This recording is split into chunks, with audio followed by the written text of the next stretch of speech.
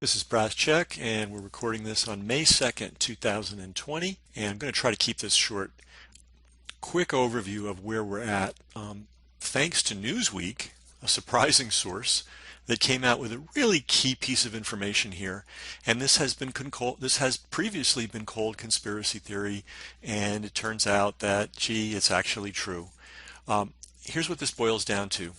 Anthony Fauci took U.S. government money and, in contravention with U.S. law, continued a line of research that was prohibited in the United States called gain function, and subcontracted the Wuhan, we'll just call it the bioweapons laboratory. I mean, they give it all kinds of other names, but that's what it's for, to continue the work. That actually happened. Newsweek was willing to put it in an article and sign it. We got a link below. So the mind reels. And something that you need to know about Anthony Fauci, he is not only America's most trusted doctor, not only a senior public health official, he's also a senior member of the biowarfare establishment. When we had the anthrax problem, which was a hoax, he was involved in that. There was a time, those of us old enough to remember when there was the threat that we were all going to have to get smallpox vaccines after 9/11. Remember? After 9/11? He was part of that. So part of the reason this story has been reported in such a screwed up, confused, half-assed, fragmented way is they're trying to cover the basic fact here is Anthony Fauci, as part of his normal daily work, was doing projects in biowarfare that included gain function research, and that just means add a function to an existing virus. You know, if the virus just gives you a cold, why don't we have it give you a cold and kill you too? There are people that go to the laboratory every day on the government payroll and play around with stuff like that. And periodically that kind of activity has been banned. In fact, believe it or not, George Herbert Walker Bush pushed through a treaty pre 9/11 that banned a lot of activity. In fact, we had a video about that many weeks ago. We had the lawyer, the actual attorney that drafted that treaty, talking about the likelihood that this virus that appeared in Wuhan so mysteriously at a wet market probably came from the lab. And does that mean that somebody planned to have it come from the lab? No, it was probably just an idiot's mistake, which is what all these people do. Does it mean that it's a tremendously dangerous virus? Well, the Chinese thought so initially, which is why, because they knew what they'd done. And Tony Fauci knew what he'd done too.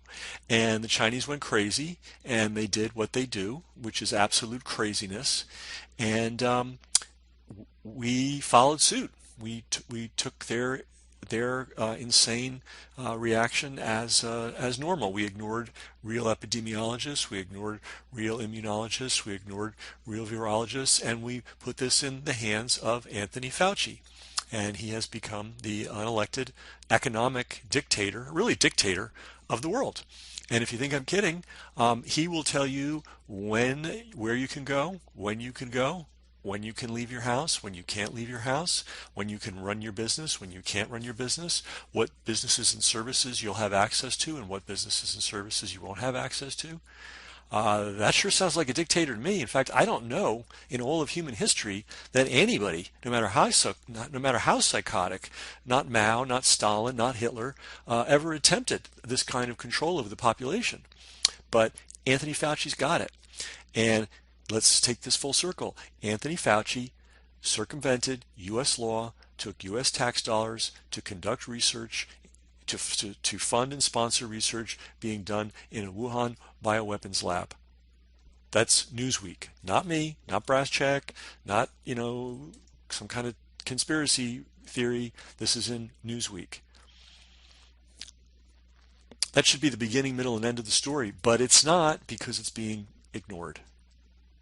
And we're still all in lockdown. The Mercy ship, the U.S. Navy ship that came to New York City several weeks ago and was never used, just set sail yesterday. The Javits Center that had 2,500 beds, well, they had 8 patients and they just discharged them today, so that's closed. But meanwhile, here in New York State, Emperor Cuomo is doubling down. You now have to wear a surgical mask while you're driving alone in your own car. Uh, you now need to wear a surgical mask if you go to a restaurant for outside curbside pickup. Yes, it's true. And shamefully, many of these businesses are going along with that. So, um, you know, we've talked about the fact that Anthony Fauci's been down this road before.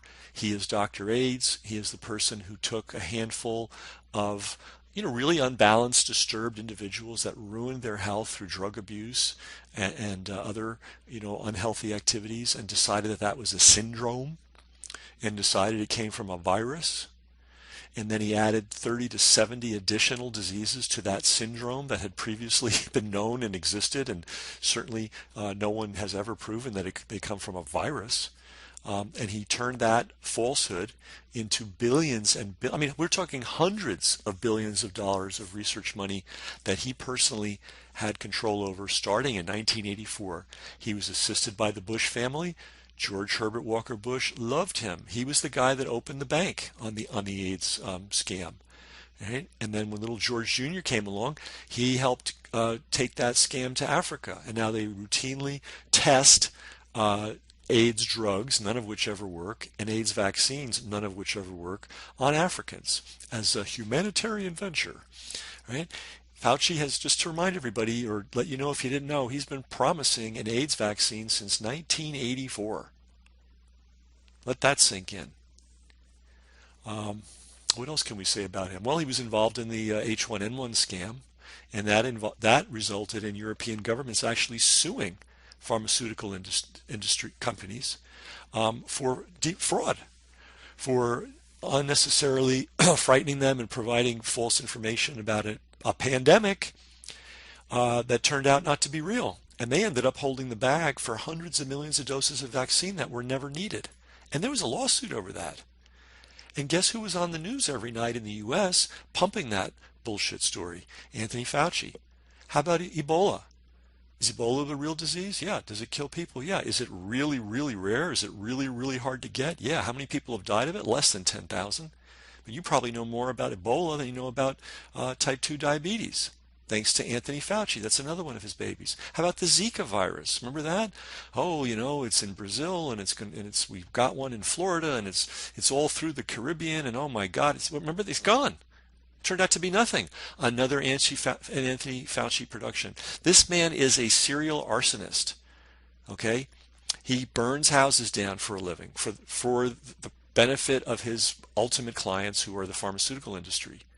And his job is to, in very careful, considered, grandfatherly tones, foster hysteria, get the public insane, get the public clamoring for vaccines, clamoring for drugs, and in this case, going along with the destruction of the world economy. And if there's anybody out there that does not understand the epic seriousness of what is unfolding in the world economy, I don't know how to explain it to you. Over 25 million Americans unemployed, and that's not the whole number. Nearly $1 trillion in mortgages. People have already applied for forbearance. 1 trillion.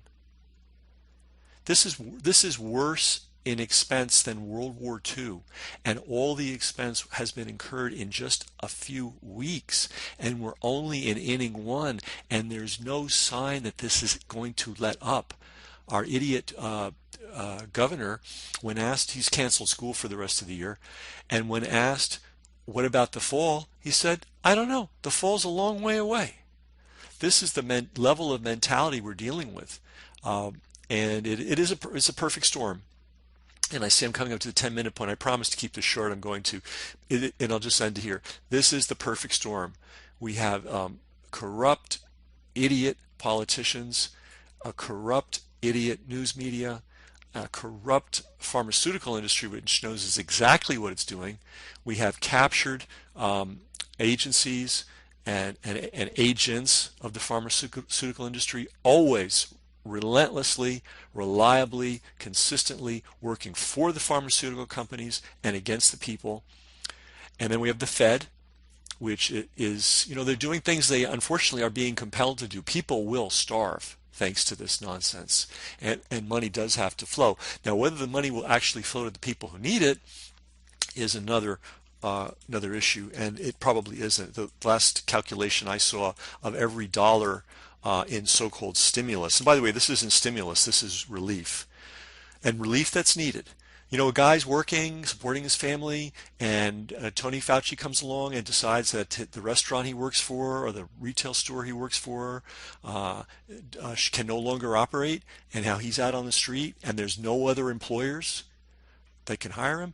Yeah, that person needs government relief because the government did this to him. But in any event, these so-called stimulus packages, my understanding is the numbers break down as follows. For every dollar given out, 94 cents goes to either a top bank or a Fortune 500 company or a subsidiary, and 4 cents goes to actual people, small business owners. That's how the breakdown is. So this is the perfect storm. These are all these malevolent institutions that we have tolerated for. We've been talking about this on Brass. I did my job. I mean, for the last, I don't know how many years it is. It's a lot.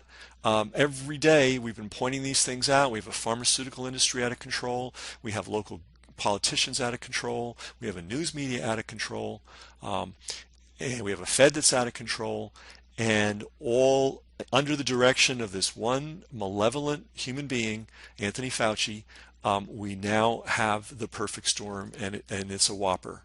So in any event, we do have a little bit of a crack in the facade. Newsweek is considered a serious publication. They are going to be ignored. They are going to, Fauci's not responding. Trump has told Fauci not to appear before Congress and answer questions that this article has raised, but the article's out there. And hopefully we're going to see more because the fate of humanity depends on it. I mean, I hate to be melodramatic, but that's the story. So that's Brass Check. That's our update for May 2nd, 2020.